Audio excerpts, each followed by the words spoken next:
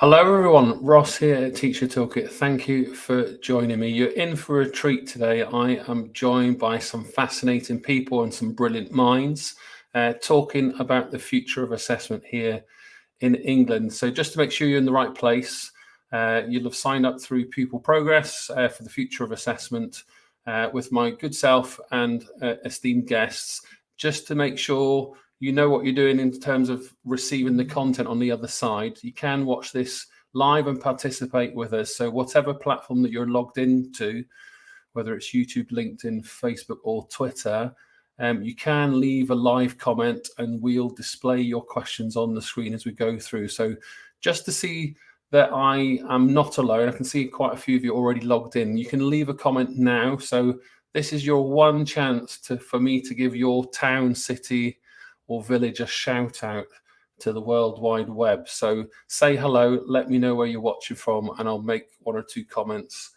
shortly. So we're going to discuss big questions in a short period of time. So first one we're going to look at is student individuality and standardized testing, some kind of alternative ideas. Other topics also include making data meaningful, using data to uncover gaps, how to make data actionable, and technology and assessment given the current explosion with artificial intelligence. So what I'm going to do shortly is bring in our guests, but I'm just going to start to do a few shout outs. So this is what it's going to look like. So I can say hello to Sharon from Peterborough. I was passing your way the other day on my way down to Cambridge, actually. So thank you for joining us. Ali from Qatar. So a true international event. I've got a fellow West Yorkshire, Zoe here in Halifax. I'm trying not to show my Yorkshire bias here, having left London after 30 years. Zara in the UAE. We've got lots and lots of people. So let's just say hello here from London, Salah in Morocco, and Lisa in Bolton. So really everywhere. So keep them coming, and particularly your questions that I can pose to our guests. I'll do one more. We have Manjita from Nepal. Fantastic. So thank you, everybody. Thank you for joining us. The next 40 minutes, we're going to go through lots of big questions. So what I'm going to do is bring in our guests one at a time to begin with. I'm going to start with ladies first. So I'm going to ask Nadine Bernard to come and join me first. Nadine is a head teacher and executive coach, and Nadine is the founder of Aspiring Heads. Nadine, how are you? I am well, thank you. Thank you for inviting me. It's great to be here. No, but I don't often like spotlight.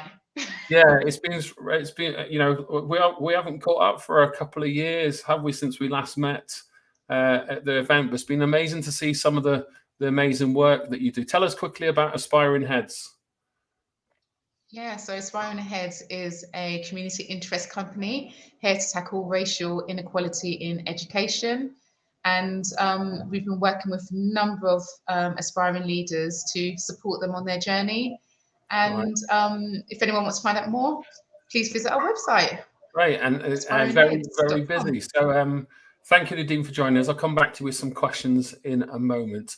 I'm going to head over now and ask Bobby to join in. Now, Bobby is he is a celebrity, so let's not just pretend. Now, Bobby's one of my doctoral mates. Bobby, how are you? I'm really good, thank you. Funnily enough, in my secondary school, they're not allowed to use the C word. Right, okay. They can say Mr. Seagull has profile. If I'm feeling particularly excited on a really exciting show, they can say Mr. Seagull has reasonable or substantial profile, but that's okay, as far as they're allowed to say. Right, okay, that's a good way to do it. So reasonable profile I quite like. And for people that need to know, Bobby is a big West Ham fan. So if you're not familiar with West Ham, they're a good, they've had an okay season, haven't they, to be fair, haven't they? Yeah, again, for fans out there, 43 years the last time they won a trophy. So that's, again, a maths teacher, a prime number, always trying to find... well, there you go. Now we're going to ask you mathematical quizzes as we go through, and obviously we'll pick your brains for lots of assessment information too. So, Bobby, thank you for joining me. I'll come back to you in a second. I'm going to head over to Brett now. So, Brett, former PE teacher and founder of Pupil Progress. Brett, how are you? Yeah, very well, thanks. excited given the guest that we've got. There's a 30-second synopsis. What's Pupil Progress?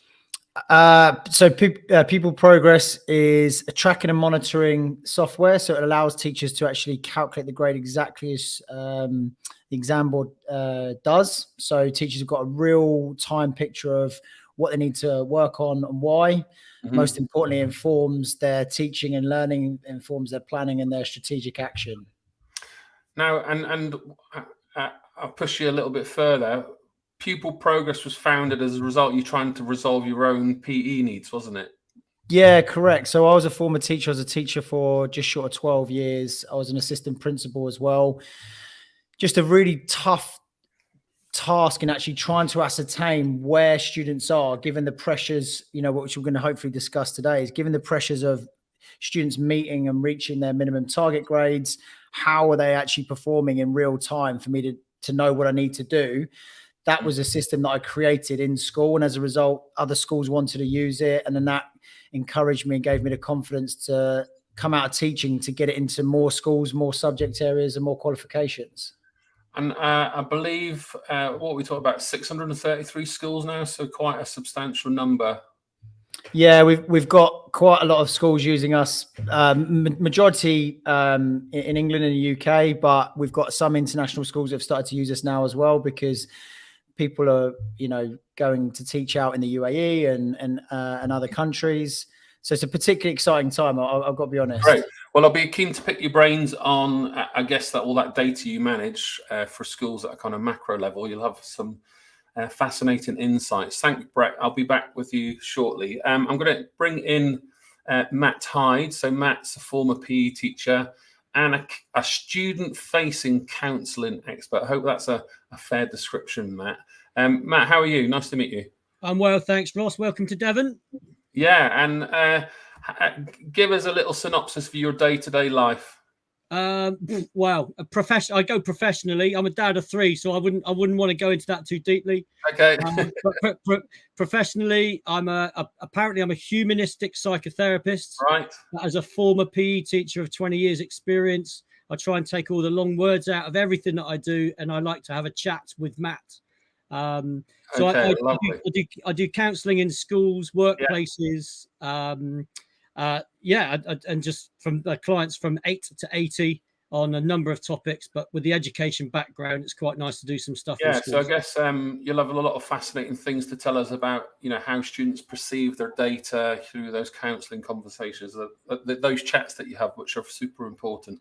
So thank you, Matt, for joining us. I'll be back with you shortly. And then finally, I'm going to introduce Cameron Parker. So Cam delivers motivational speeches to people, particularly in schools around the world. Cameron, I haven't seen you for a couple of years. How are you doing? I'm great, mate. How are you? Yeah, it's good to see you. What have you been up to since we last spoke? So I kind of hate the term, I guess, motivational speaker, because that's how it was all built. But, with a one-off talk, it's hard to measure the impact. So kind of what I do now on a daily basis is I run a high-end program within schools, mainly focused on pupil premium students, supporting the school on closing the attainment gap. So in the program, we try and measure everything from behavior, obviously attendance, all those common things there, including the soft data element of it, the well-being, the English, all of it. So pretty much when I go into schools up and down the UK, so I'm in Manchester tomorrow, I'm in Newcastle on Friday, and I'm also based in Bristol. So I'm in schools doing it absolutely everywhere. And yeah, that's what I'm passionate about. It's just all about impact nowadays, Ross. Yeah, and I can see, 500,000 pupils at least, if not more, I suspect you've had an impact on. So I'll be back with you shortly, Cam. Thanks for joining us, and I look forward to see you. So I'm going to bring everyone back in a moment. I've got an admin team helping me behind the scenes, manage all your comments in the chat box. So whether you're watching in Nepal, Japan, Liverpool, Manchester, Morocco, wherever it is, thank you so much.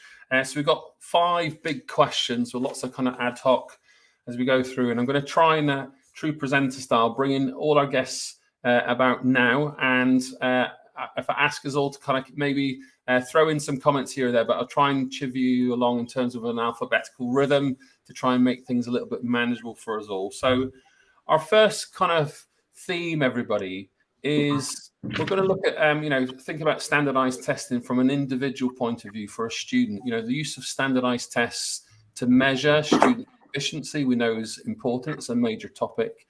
But I guess critics argue that standardized tests maybe sometimes might not be an accurate measure of students' learning and can lead to us all kind of teaching to the test. So the key question I've got for us all is, what are the alternatives to standard testing, particularly when we think about diversity, inclusion, those types of things? So Nadine, I'm going to come to you first. What are your immediate thoughts? You might have to unmute yourself, I think. There we go. Hi, was that me?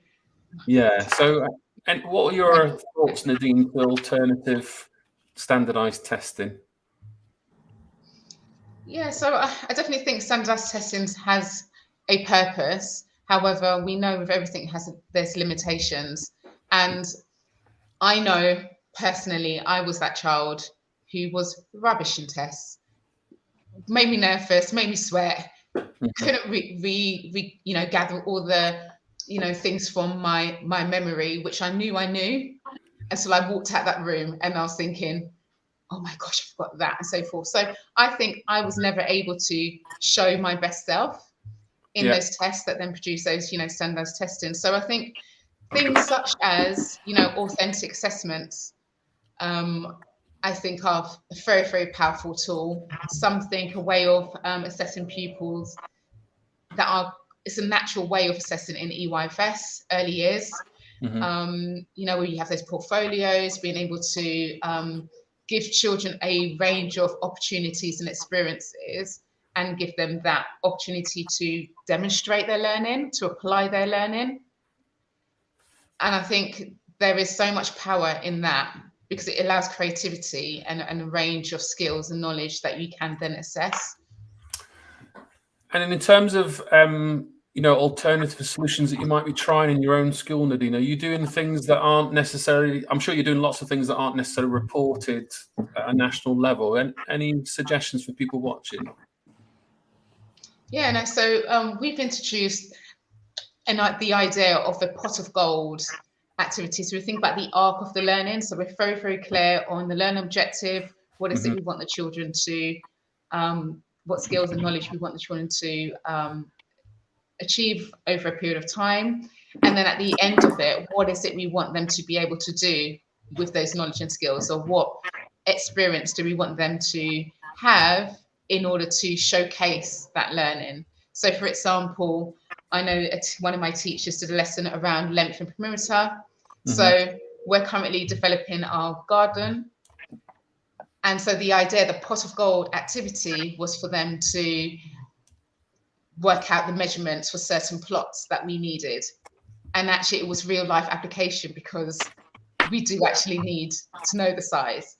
So that's an example. And we use that across a lot of our foundational subjects. Sure, I love that expression, pot of gold. Thank you, Nadine. Bobby, as a mathematician, you'll know, numbers is obviously your world and super important, but we know that we need testing and standardization to a degree, but can I push you for any ideas on your alternatives to the current model we use? So looking at it from a statistical perspective, the way generally examinations at UK at 16 and I guess at 18 as well are done, they're sort of norm reference, so the traditional bell curve. And for mathematics, and I think our subjects, English as well, it roughly is historically 1/3 on the bell curve. The bottom 1/3 will fail every single year. So as a nation, we have 1/3 of people that leave entering into the workplace thinking that they can't do maths, they can't do numeracy. And again, all the negative impacts there, again, trying to deal with money, trying to understand your bank balance, budgeting statements, all those things there. And how do we try to overcome that? Because again, that's the nature of standardized testing, where you will say X amount will fail. And I'm going to speak with the hat of, I'm an ambassador for a charity called National Numeracy. And what they try and do is work with government, organizations, communities to try to improve the state of numeracy in the UK. And instead of looking at, again, they say obviously GCSEs, there are purposes, because again, it gives sort of a credentials for people to move on to the next stage of exams, but they have something called a national numeracy challenge. And essentially what it is, it's similar to like, let's say for a driving tests in the UK, people will do a theory test and a practical test. They're not bell curve reference. Essentially, they are, if you meet the certain set of standards to be deemed a competent driver, then you get the certificate. So again, in some years, you might get very high pass rates, in other years, low pass rates. Whereas with school examinations, it's literally just, here's the bell curve, let's make the bottom third fail. So I think if we're thinking about alternatives to examination systems, it should be less reference to the bell curve and more reference to have people met the standard required to progress. So I think it's, again, there's a stigma of failure is something that can be very damaging for children with the current, 1/3 in maths, the rest pass and the others fail. So you use the analogy of the driving test. I used to maybe use the analogy of the Scout or Girl Guide, perhaps. We can all make a fire, but you can make a really great fire and you get your fire badge, and I make an average fire and I still get the fire badge. Brett, can I bring you in here? What would you say your alternatives to the standardized system from your experiences running pupil progress? Well, I mean, it's actually interesting because I've been making some notes here about the direction of the conversation. Not necessarily to do with pupil progress, but I think about my daughter, and she's obviously now in that place of finishing her first year of A-level and going on to second year A-level, and she's actually trying to work out what do I want to do. And my question that it evokes with me is, well, how are we assessing and actually testing students that prepare them for an actual career or moving forward with their life past school? And if I think about what some of the other countries, and I'm going to ban them because I know it's obviously a short period of time, but a lot of the Nordic countries are testing project-based learning where we can actually start to assess, well, Barack Obama, I watched a short video of his the other day. Are we teaching people how to get things done? Manage a project, within that project, be able to deliver, be able to organize themselves, core life skills that are just being kind of almost ignored at the, because we've got a national picture that we need to present, that we're very, good at English and good at maths. So it's actually, I suppose the question for me is, what are we doing to actually prepare our young people to go into work? And can we create an environment where we can enhance potentially the apprenticeships, the vocational side, where someone like myself, I'm in Nadine's camp. I was really, for me, GCSEs was a major problem-solving exercise. And I've later found out at the age of 33 that I was actually quite severely dyslexic.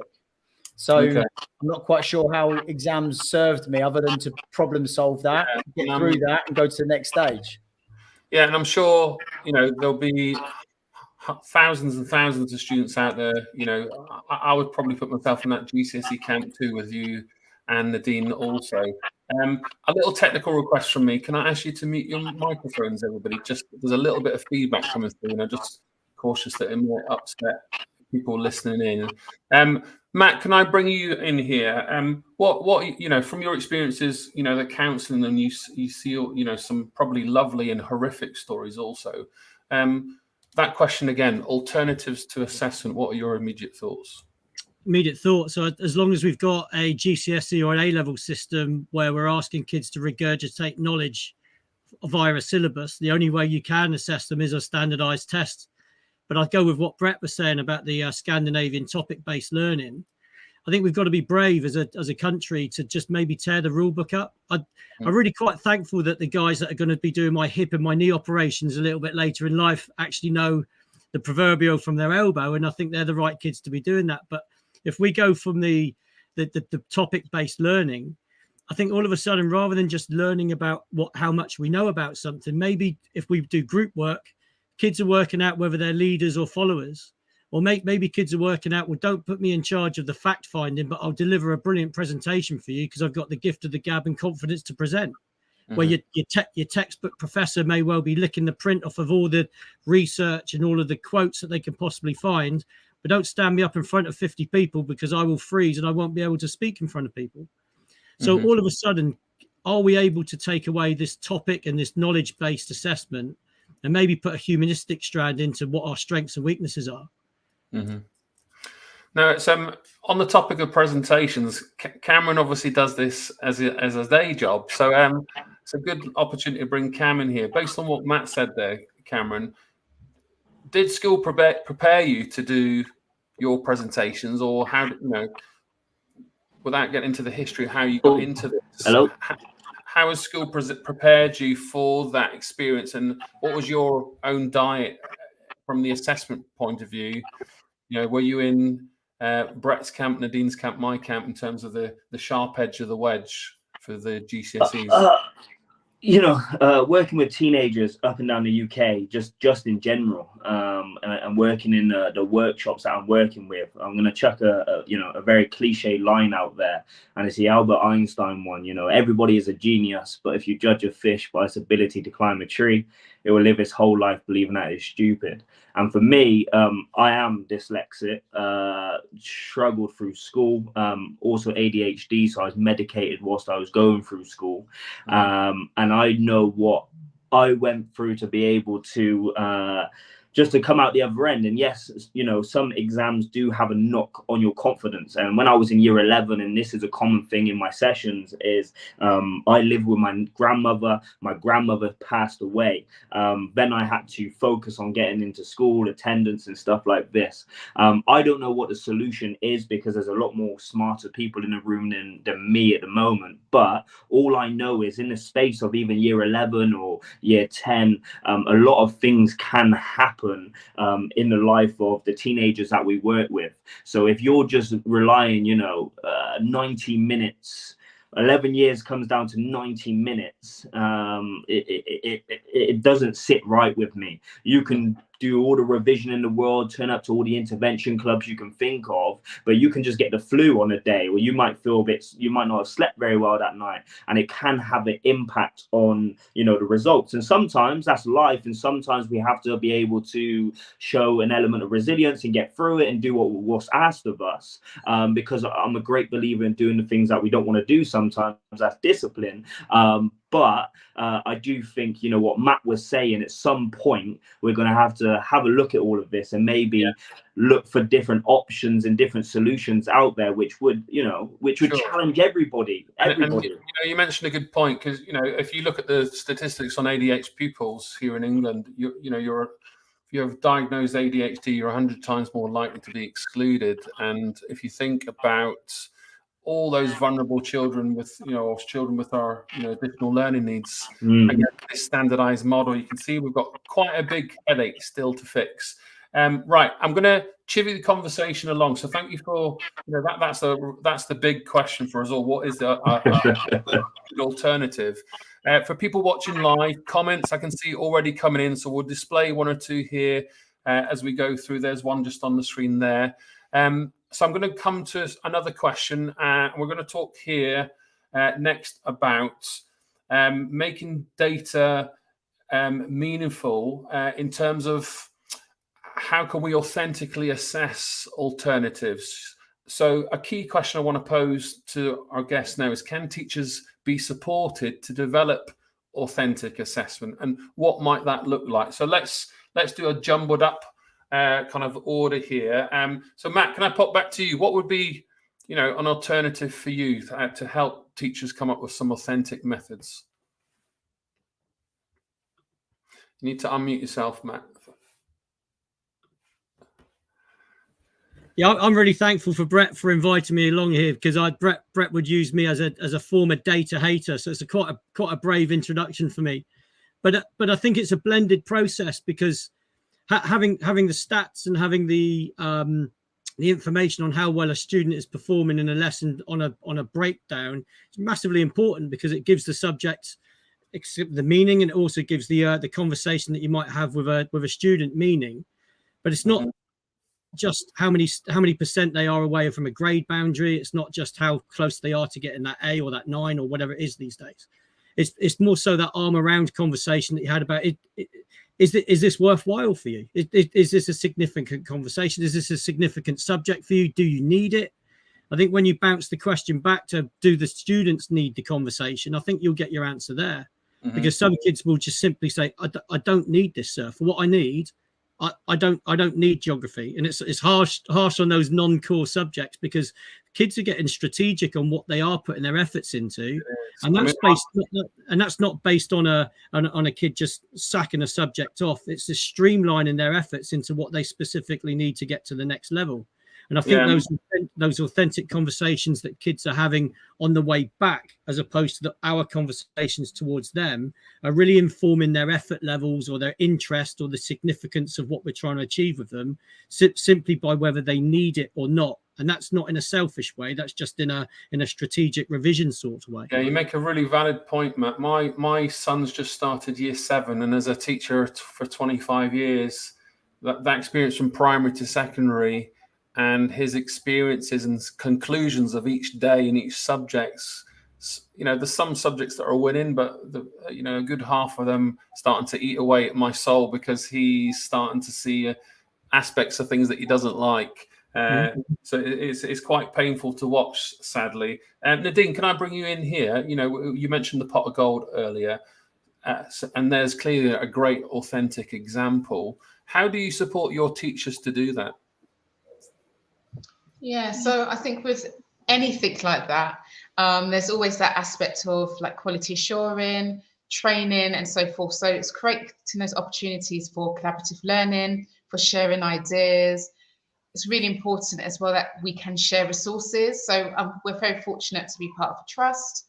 And so creating those opportunities to network across the trust, the number of schools, is really, really helpful. And I'm thankful that the trust provides those opportunities. And I think it's those professional dialogues and creating time for that to happen. Not just, it can just happen authentically.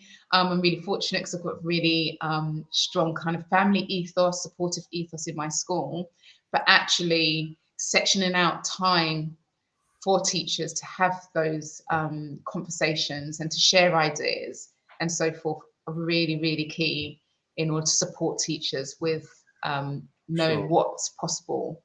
So time is key. We'll all know, people that have worked in the education sector. Bobby, can I bring you in here? Thank you, Nadine. Bobby, so authenticism, assessment, time, any kind of solutions that you see, I guess, on your kind of teacher training type travels that you do? What nuggets of gold have you seen on your travels of people doing authentic assessment really well and battling with that time pressure we all face as teachers? And unmute yourself here, sir, even with your high profile. Yeah, that helps. Okay, so what I've seen in visiting schools and my own school as a teacher is some schools, including my own, what we're trying to do is trying to tackle this concept of student compartmentalization. So again, I speak from a maths perspective. Students will learn about how to plot a graph in maths. Then they'll go to science or geography or another subject of PE. And then when they're introduced to graphs in that lesson, they'll be saying, oh my God, I've never seen graphs before. Or they'll forget where to plot things. Yes. So I think students, maybe just a human feature, they will sit in a maths lesson, think, oh, this is maths. And now when they leave the lesson, everything from maths is forgotten. And again, they're in a geography lesson and they'll say, oh, I have a geography brain now.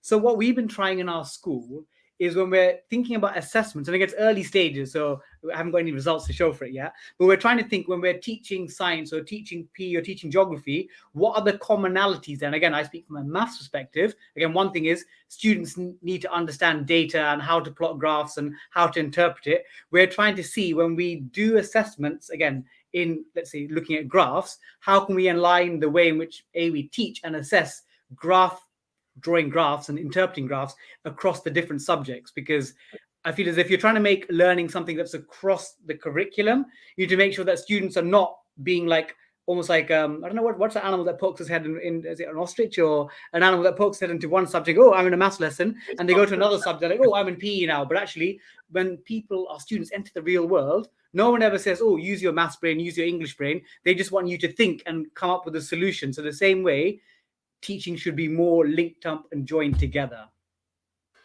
Absolutely. And that kind of approach to that whole overview, I guess, is something that we've still got quite a bit of work to do here in England. Cam, can I bring you in here? things that you see. I know a particular role that you do with schools in particular, but have you come across any schools that are doing assessment really well? Firstly, I just want to say what Bobby just mentioned, I think is absolutely key. And that's one form of way I could try and get the students motivated, especially for year 11, is I try and get, I normally ask them, I say, what does a car mechanic need to fix a car? They always say tools. And I say, okay, the same way a car mechanic used tools to fix a car to get the job done is the same way you can use school as a tool to get you to where you want to get to. So for me, what Bobby was just saying then, and actually not putting your maths brain on English or science brain, and actually thinking about the overall picture, I think will result in better outcomes long term, because I feel like sometimes, depending on what schools I go into, and obviously I'm not going to mention names, sometimes there's a massive divide, and it's very difficult for the students to think outside of those individual boxes. As far as just data collection, there's some schools I go to which are all over it, and they also can provide me with certain data. You got effort, you got a wide range of different data. Then you've got other schools who may not be investing as much time in it apart from the normal behavior and attendance. I don't know enough about the inside outside what you guys do. But one thing that I do when I go into a school is I do look at a lot of the data, and that is very handy for me to create a direction, because most of the time we don't know the end destination. We think we do, but what is the direction to actually get there? And that's really why I used a lot of the data which is provided for me. But as far as individual subjects, I mean, you guys are the ones. I was at a training event the other week, and I think one thing that I tend to do is get the data of the people in front of me, that are not data from the actual adults, but who's in the room. Not as a teacher per se with student data, to allow you to develop and lead a more engaging session. I guess the key thing from assessment is it shouldn't tell us things we already know, but tell us where we are as teachers and how we can make our interventions more targeted. One of my favorite phrases is there's many roads to Mecca. We can go down the M25, we can take a boat from Dover all the way around to Riyadh, or we can fly directly from Heathrow. So, we've got the written, the summative, the formative assessment. This is the next topic I'd like to switch to, is the formative. Many teachers will use the words marking or feedback, but there's other words such as feed up and feed forward, which are different types of formative assessment. So a very simple question for this topic. I'm going to really push things forward a little bit more. What formative assessment strategies have you found to be most effective? So, Matt, if I come to you first, in your experiences, again, chatting with students on the front line, what great practices have you seen how formative assessment is used to meet the needs of that individual student, so they feel like they're being listened to at least? And unmute yourself again, Matt. Don't forget to unmute yourself, everybody. Yeah, no, it's a good point raised, Ross. I think we need to look at it not just from the pupil point of view of informing them how close they are to grade boundaries, or how far off they are, or what they can do to achieve to get to the next level. I think we need to look at it in terms of who's it for. Is it to inform the kids, or is it to inform us in terms of how our teaching is? We used to use a tracking model way back in the day, just a simple, very, very simple traffic light in red, amber, green, whether you're above, at, or below your target grade. And if you went across the class list, you'd be able to see an individual kid's attempt at every exam that they sat. But also, if you flick that vertically, you'd be able to see how well a test was taught. Yes. So if all of a sudden you had sort of a kid that was green and red and yellow and all that going across, but all of a sudden there was a bit across the top, and every kid was red going down. Every kid that sat that exam was red. That formative assessment informed me that I must have had an absolute shocker during that lesson, and they didn't get it. Mm-hmm. All of a sudden, that formative assessment stuff, from what I'm hearing on the ground now, isn't just about us telling the kids how good they are. It's all about the teachers actually getting a gist from the kids about how good that particular part of the course was. Mm-hmm. And I think if everybody is in this process together, that informs not just the learning, but it also informs how good the teaching is. I think maybe you've got a more of an authentic assessment system where people are actually talking two ways, rather than this is just a one-way conversation about how much the kid has to do to improve, or how far for grade level they are. The kids can actually, and this, I think this is the trigger stuff for some staff that I talk to as well. A kid talking back about them not getting it because it wasn't taught very well it's not necessarily a slur. How brave and how resilient are we as educators to go, maybe you've got a point, maybe I need to teach that again or in a different way. Yes. But I think more and more it can be used in schools, departments, individually as a two-way process. I think you'll have a better quality conversation, more of a qualitative conversation rather than a quantitative conversation. And I guess from that perspective, looking at that authentic assessment, then, Brett, can I bring you in here? I can get all the data, and as Matt's mentioned, you get all the kind of the red, amber, green, and then you can see which kids have done really well in a test or a question or not. How do you see teachers using that software? Because all of us have used lots of different bits of software in our careers, and we get back to that word Nadine mentioned earlier, time. I need it to give me what I need to do next. So how does your software help teachers? What do you hear from your schools in terms of this data now gives us this formative assessment intervention information that we need to use as and when? What can you share with us? Yeah, I mean, just as a brief step back as well, sadly, we can't, the education system is the way it is. And I'm in everyone's camp, ironically, as someone that, started Pupil Progress, and there's a data tracking tool, which is going to tell you exactly what grade students are working at. I still firmly believe that there's a difficult point that teachers have got, is marrying the skills that are required. So I'll always turn around and say, look, we need to make sure it is exam board specific to support the students in a system that can't change. Mm-hmm. And what that system will do is it will allow you to actually see where are the quick wins, and we can come away from potentially grade boundaries and actually say, well, which topic areas, which sub-topic areas, which skills. So we're actually working with a number of schools now where we're really supporting how have you got that question wrong, not just in the fact that you did get that question wrong, or maybe you only achieved 5 marks out of an available 10. How have you done that? Is it a gap in knowledge? Is it a gap in skill? Is it a gap in the application of that knowledge? So you can see that from our system, because it's just highlighted very clearly, well, the breakdown of the course is X. And this is why I was talking about that exam board specific requirements. Again, I completely agree.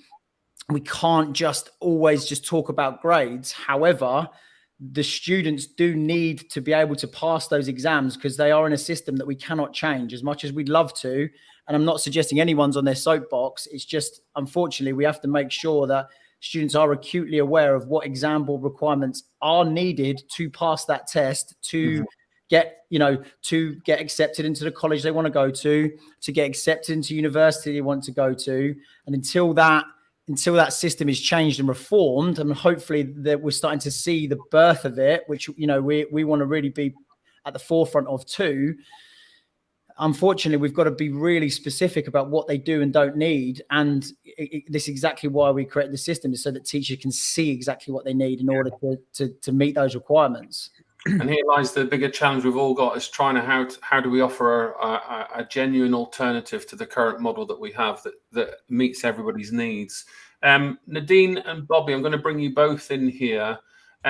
Could you give us a really pragmatic formative assessment tool that you can, you use reliably, or your teachers do, that really makes a difference to that, that formative feedback that students receive in class? You got a particular methodology or a strategy that you use? Bobby, I'll come to you first. Mm-hmm. So I'm trying to think in terms of when I first started teaching about 9.5 years ago and now. So 9.5 years ago, the routine was, I remember we'd set work with students, a math piece of homework. If we were super quick, we'd mark it in a few days. Usually it might take a week. And we would give the feedback to students a week later. And again, the students, even if they're earnest and enthusiastic, 1 week later, they're like, what did we do last week? I can't remember. So the feedback was not timely. What's happened in the last 3-4 years, and again, pandemic has accelerated it somewhat, is the use of tech. And what I found is that, again, I can't speak for all subjects, and from mathematics, it's the real-time feedback that makes a significant difference. Because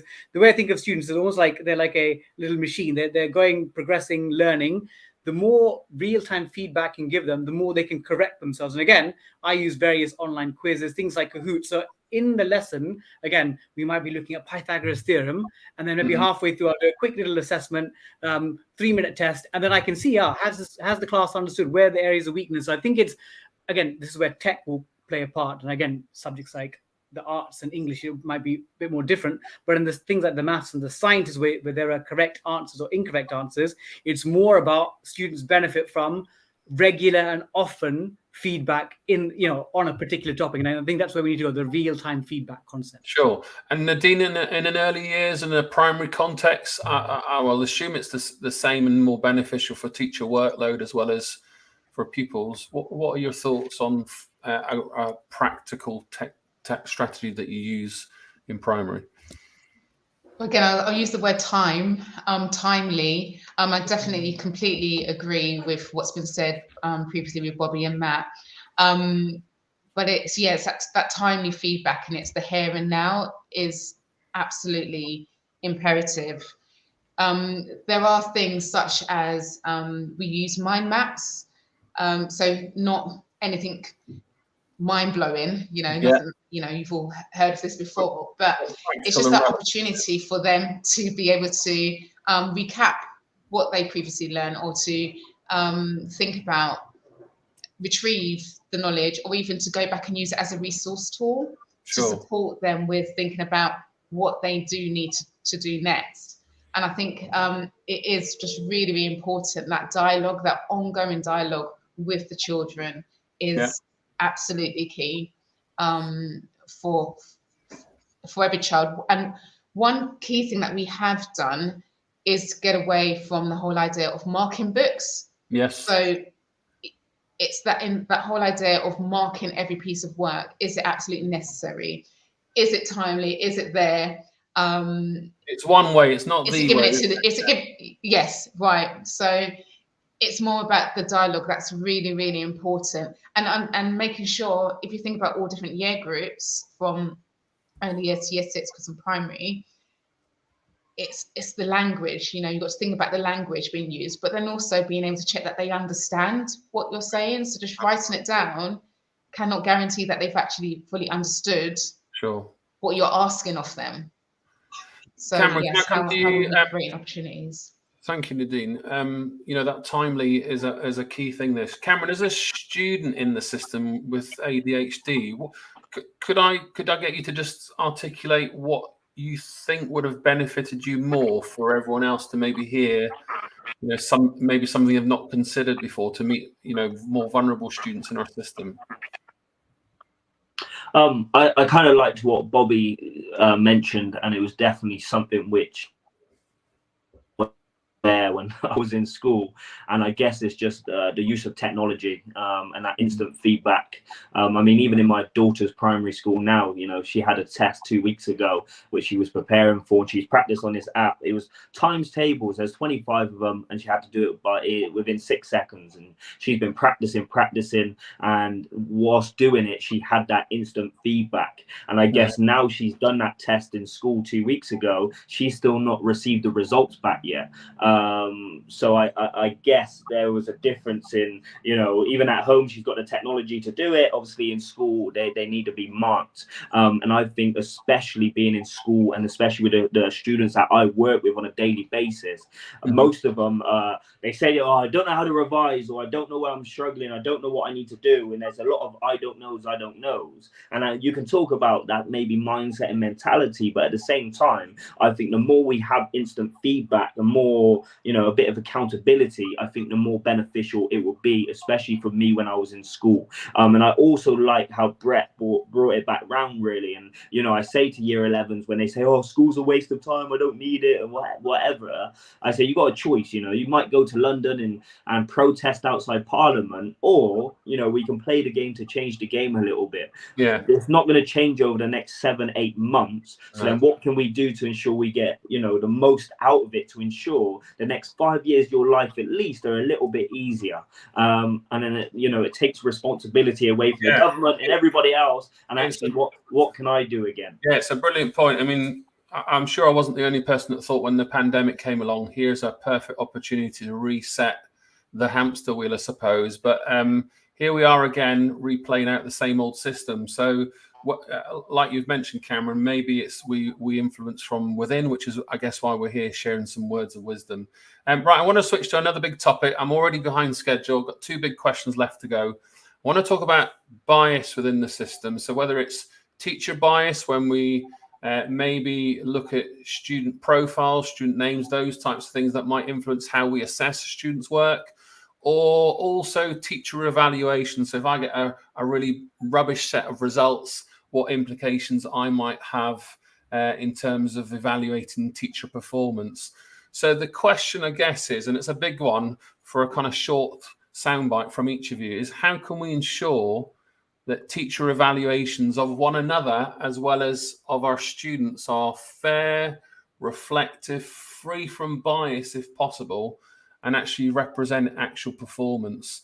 So Bobby, I'm going to come to you this time. Big one on kind of bias and unreliability within the system for teachers as well as for pupils. Unmute yourself, sir.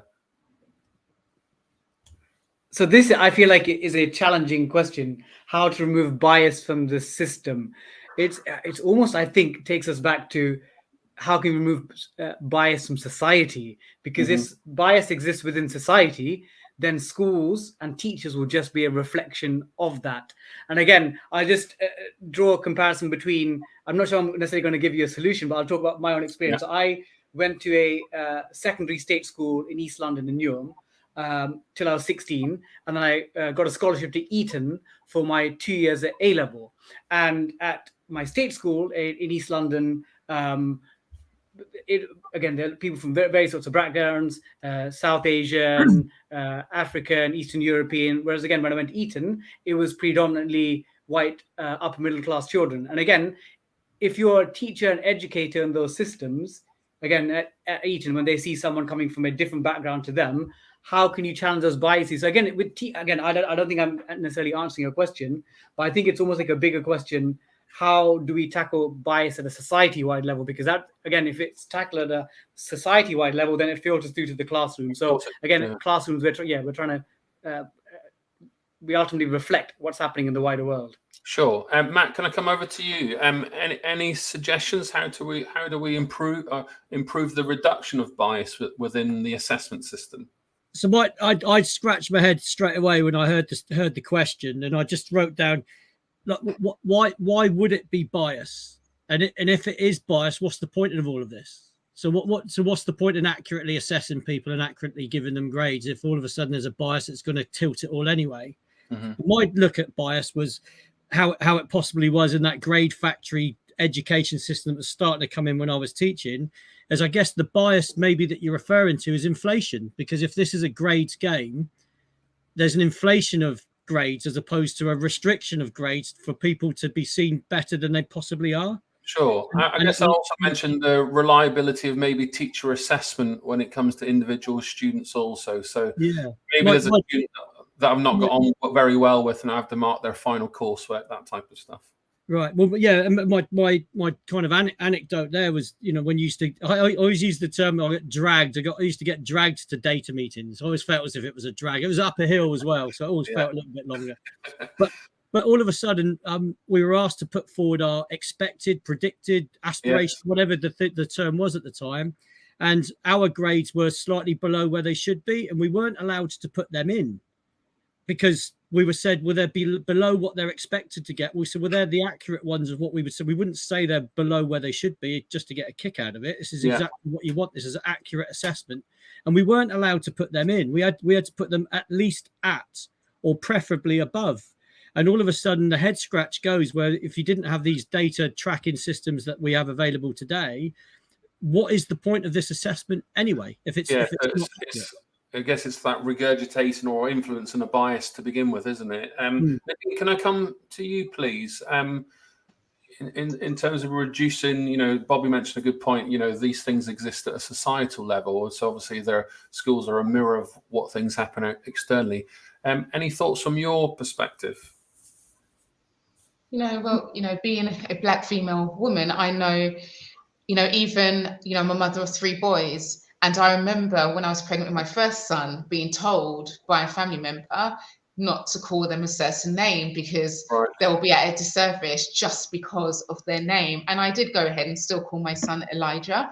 But again, it's that stereotype, of, okay, well, that's the black name. People will know that when they look on a CV and so forth. So he's at a natural disservice, which is a very, very sad thing. And it's very, very real that we do live in a society where there's discriminatory practices, biases, racism, all sorts, which we know, for many do not want us to be there, but it is a systemic issue. So in terms of tackling it on school level, I think it's really important to it's all about the culture that you set. And it does start from the top. It really, really does.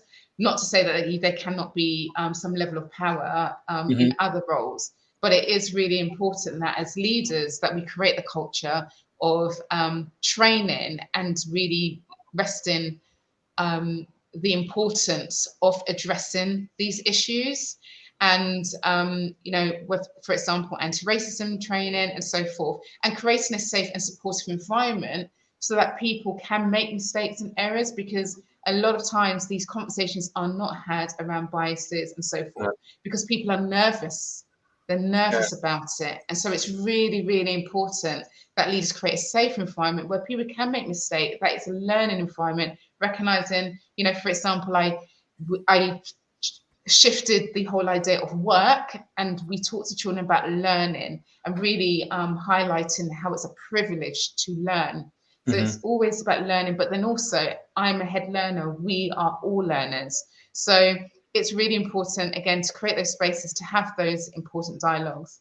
I'm also aware, I don't have the statistics to hand, but I'm sure there is, I know there's statistics around actual tests and the outcomes for children based on their race and so forth, as you said, to bring back biases. But one thing in particular that always upsets me or gets me is with certain standardized tests. So, for example, I know the reading test this year for SATs, that the content and so forth, you just think, okay, unless you're living or have a rural life experience, you won't necessarily understand or be aware of like the name of that bird or so forth. So really it just does a disservice. And I think that's something that really needs to be explored about the context. It is. On the I've been reading I've been reading lots of ratio linguistic academic papers lately, and how you could argue that Ofsted are trying to maintain perhaps a certain standard of English without necessarily recognizing, what children might learn from certain communities or estates rather than Middle England and those types of things. But it's another big topic, isn't it? But we would be foolish, at least in our schools and leadership teams, to continue to ignore, that bias, unconscious bias and racism thing. So looking at our policies and procedures, everybody, is something we should all be doing. So thank you, Nadine. Brett, quick thought on, that bias issue in the system, if you can. I like what Matt, because it's such a broad topic. It makes me just think about how I perceive the word bias. And when COVID hit and we were talking about teacher assessed grades and centre assessed grades, we actually used the terms unconscious bias quite a lot in the webinars that we were running. And it was the missed students, the ones that were missed because, a very, very two different profiles. The student works really hard. They're a really nice kid. Therefore, they should be achieving a good grade. And then the other profile, which is restless, difficult, challenging, therefore it's going to be a poor grade or poor performance. And actually what we need to make sure that tracking and monitoring and that ability to see the outcome of assessments without bias really starts to make sure those students don't get missed. And it's the ones that are either or profile, because I've seen so many kids that are really well behaved but that they don't get the attention they deserve because they're slipping through because they're really well behaved and they're also really attentive. So that must mean they're going to do well and then actually fail. And then the student's actually very bright but restless for a different reason. They've got different learning needs. All of a sudden did pretty well, but the data tells you, wow, they could have done exceptionally well. And that's, you know, one of my passions about this is actually not missing those students and taking away the bias with effective use of data. I suppose my response really is about how we drill into deep classroom practice rather than what's happening around the bias happening nationally, because I do understand it, but we can actually combat that bias of all. I mean, those two profiles I gave are just very broad and generic, but that bias is happening in the classroom with so many different types of subgroups and different types of students all over. Thank you, Cameron. I'm going to bring you in. You mentioned earlier about, you know, play the system. I suppose that your message that you give to young people. Have you got any stories that you can tell us that maybe students experiencing some bias from your travels? I mean, it's one of my favorite conversations. It's a big conversation as well. And what Nadine said, it's a difficult conversation. And, you know, the type of schools that I go into, and whether we're talking about the race, it totally depends on the school. And that's one thing that I've noticed massively traveling the UK. I mean, there was a girl in my session, background, she's born in England, parents from Jamaica, and the pastoral leader said to her that racism isn't that bad. And she was in a majority of a white school, and she brought it up into one of my one-to-one coaching sessions at the time, and obviously we broke it down. And then you go into other schools, you know, like there's one in Birmingham I'm in, which is 93% Asian, and then, you know, it just totally depends on the culture and the conversations that is being had, and then also what are we trying to do about it. But one thing that, you know, with the data and the assessments, I want to kind of talk about the bias leading up to that element, because a lot of the students that I work with in particular, they feel like they already have a target on their head for whatever reason. And sometimes they take responsibilities for their actions in the past, which may not reflected them in the right light with behavior and attendance and stuff. But sometimes one thing that I've noticed is expectations have lowered with particular students even before the assessment and then leading up to the assessment. And for me, I'm all about expectations. I'm all about standards. And obviously, when you lower expectations, I believe it has an impact on outcomes.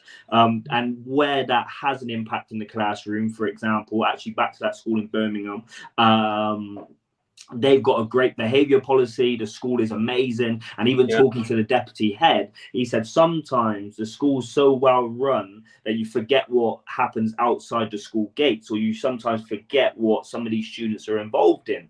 And it's true. But what happens is in the classroom, because the behavior policy is there, staff and teachers use them too quickly. So instead of trying to have high expectations, they just remove the student from the classroom. They don't not give them a chance, but it's just easier to get them out so then they can teach the class. And I think that has an impact on our own well-being, mental health, and also the student knows that, you know, there might be a little bit of a misjustice kind of going on, whether it is those biases and stuff. So when you sit down in those exams anyway, and you've not been in class you've been in the class 40% of the time and the rest in isolation or whatever it is, then that's also going to have a massive impact on outcomes and grades, I believe. Thank you. Some really, really important and important points and some big ideas buzzing around in my head. I'm going to have one more question for our guests. For people watching, last opportunity to put your comments in the chat boxes, and according to whatever channel you're watching, and I can display your questions for our guests on the screen. But I'm hoping to wrap things up in about 5 or 6 minutes. We're going to just finish with this big topic on technology for assessments, all the different software tools that we use as teachers, the receiving end as parents and students. And I'll just throw into the mix Chat GPT. So Matt, I'm going to come to you first. The pros and cons of assessments. You mentioned those uphill meetings to the data meetings. I remember those too, and they were never the most they were important, but they were never the most favorite experiences of my leadership career. What are your thoughts on Chat GPT in particular? Unmute, sir, unmute. I will get the hang of this. It's the Devonian in me, Ross. I do apologise. Assessment. We need to know where we are, and I get it, and it's informative, and it allows clarity to enable us to know where we are. So tracking where we are, an assessment of where we are. I'm now in the business of tracking emotion. So all of a sudden, it's not just knowing where you are, it's how you are. And I'm coming around. We've had chats with Brett about data hating and all of that kind of stuff. Why would you get somebody that didn't like data to appear on something like this? But I've come around to the blended approach of you need the formative assessment to know the building blocks of how far you off of a grade boundary and what you probably need to do and where you need to do better in order to get your grade better. But it's not the be all and end all. A lot of this stuff of tracking emotion is the other side of this stuff, this blended approach of the whole rounded student as to how they are, how they're feeling, whether they explode or implode, whether the thought of walking to that science classroom is making them churn inside, whether they're invigorated by the English because of how it's taught, or how whatever it is. This blended approach of just emotion and tracking a performance in the classroom, it's a must. I don't know without going off track, and I'm just on one here. The exit card thing. The exit card thing was massively important, and I just used to think kids that used exit cards back in the day, what a melt! Why use that exit card when we could have a conversation here to try and sort this out? Yeah. And I used to see it as being a weakness. Now, I'm on the other side of that now. I think exit cards are incredible because kids are now not leaving lessons because they've got this laminate square in their pocket and they're practicing, actually, do I need to use it? And they're not using it because they know they could if they had to. Yeah. So you're already seeing this emotional performance go hand in hand with the ability for them to be able to do the classroom work. As Cam said, they're not going to be any good if they're outside the classroom anyway. Yeah, it's equipping them to have the skill or that self-regulation. For sure, the emotional tracking inside the classroom will allow learning to happen. We don't learn unless we feel loved and if we feel safe.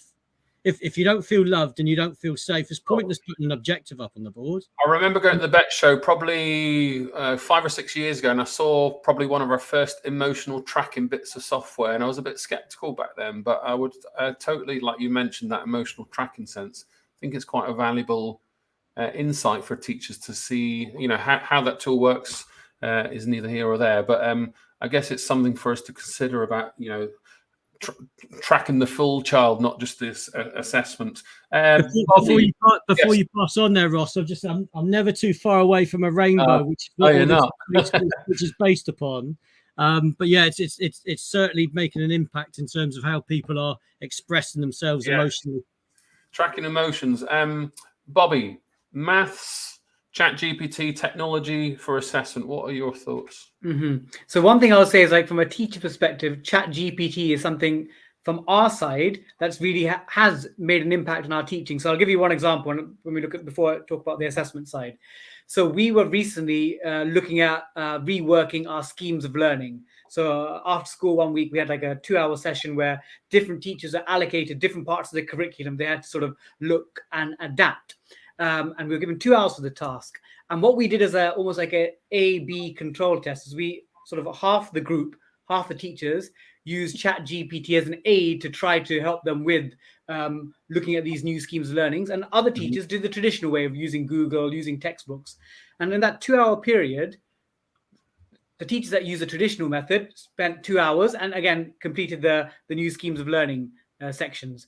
But the teachers that use ChatGPT, and again, these are teachers that knew how to use ChatGPT and how to use the adaptive features of it, spent 40 minutes on it. Right. So again, just from a teacher perspective, it just transforms our ability to do things in a quicker period of time, but you do need the expertise there.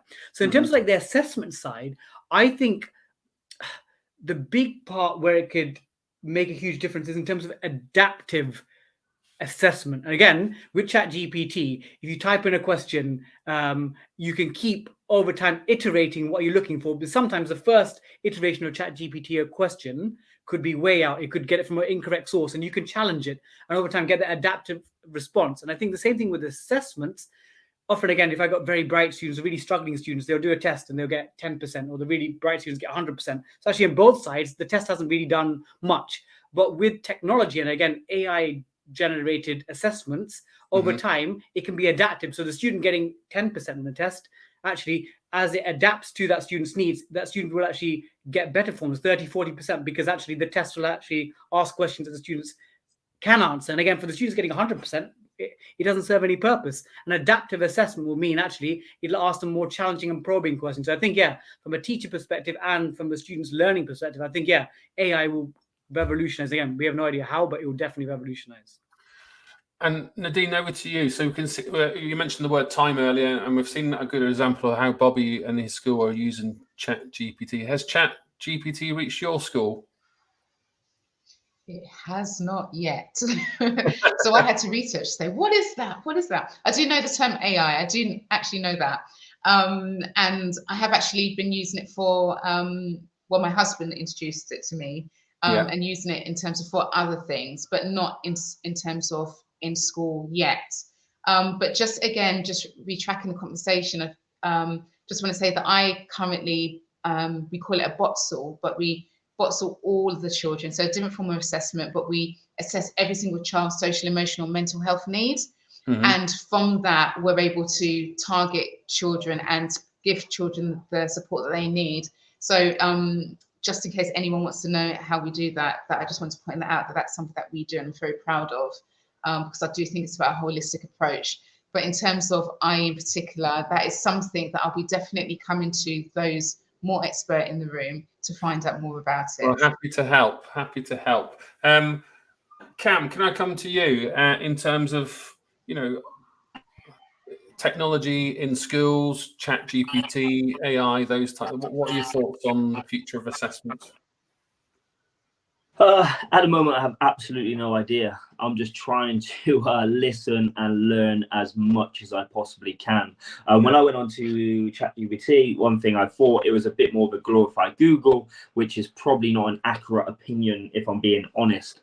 So, being honest, Ross, I don't really know.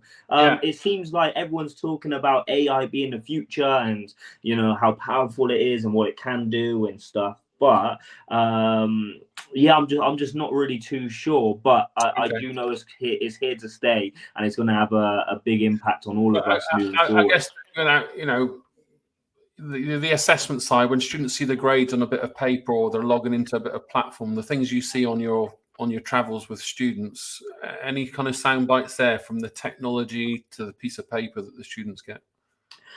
I feel like there's just at the moment, just from my experience in general, is there's just a massive disconnect in general. So even from data we've collected nationally out of 3,000 teenagers in year 10, year 11, I mean, just talking about technology in general, students' average screen time out of those 3,000 students is 7 hours and 22 minutes. Right. 7 hours and 22 minutes of 3,000 students that I've been working with. Yes, you get some of your 2 hours and 3 hours, but then you've also got, you know, 12, 13 hours, and you know, you can talk about per day, Cam. on TikTok and this and that. So is that per day, Cameron? Yeah, per day. That's an average daily screen time. Yeah, it's a lot. It's a lot. I'll come to you, Brett, and then I'm going to come back to everyone just for one concluding remark, if that's okay, and then I'll wrap things up. Brett, you know, you've created your own technology bit of software. So the future of assessment with technology, and you know, I know we've chatted about ChatGPT behind the scenes. Yeah. I mean, if I'm honest, I'll probably park the conversation around ChatGPT because I know outside of education, it's certainly not in its infancy, but in education, I think it's still in its infancy. And the fact that you've still got that comparison between Google, where outside of education, it's doing insane. It is. It's moving fast. Like even in, you know, how we run pupil progress, it's becoming impactful. So I'm going to stay away from that. But the power of technology, if I think about why I even created pupil progress, it had a huge impact on my mental health because I knew where I was as a teacher, as a head of department. And again, I know our education system is flawed. I'm not here to say, oh, you know, we know what grade students are working at and therefore what a great system. I know it's completely flawed because I was a, you know, potential victim of that education system. And I know we're failing people. However, we can't change that now and we have to be patient with that. technology has the huge amount of power, and I'm not just talking about pupil progress, of helping me as a teacher, school leaders, students, most importantly, feel less anxious about where they are, what they need to do. And I'm not just talking about pupil progress either. I'm talking about formative assessment tools, about organizational tools, about Google run schools that allow them to understand what homework needs to be completed, organization. So technology can be massively powerful. And I want to just finish on this. So I'm not going to go on a massive rant, especially with Matt on the call as well. My fundamental belief is if a student can compartmentalize that, okay, you know, that's going well, that's in order, I know what I need to do, even though it's not going well, so I'm taking action on that. I'm creating room to actually think about who I am as a person and the more deeper skills as to how do I self-regulate? How do I manage my anger? I didn't know I got anger.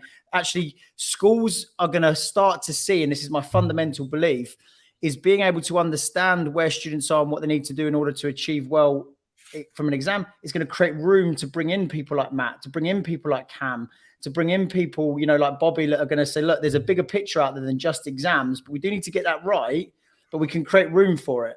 So if I carry on, I'll keep going, and I'll probably just leave it at that point. No, it's a brilliant way to end, I guess, our formal conversation. So I'm going to come to our guest just to finish. Everybody who are watching live, last chance to pose some questions in your comments boxes, and I'll display these when I wrap things up. I guess the big question is the future of assessment. If you had one wish in one sentence, everybody, what would it be? So I'll give you time to ponder that question. What would be your one thing? To everyone watching publicly, thank you for joining us.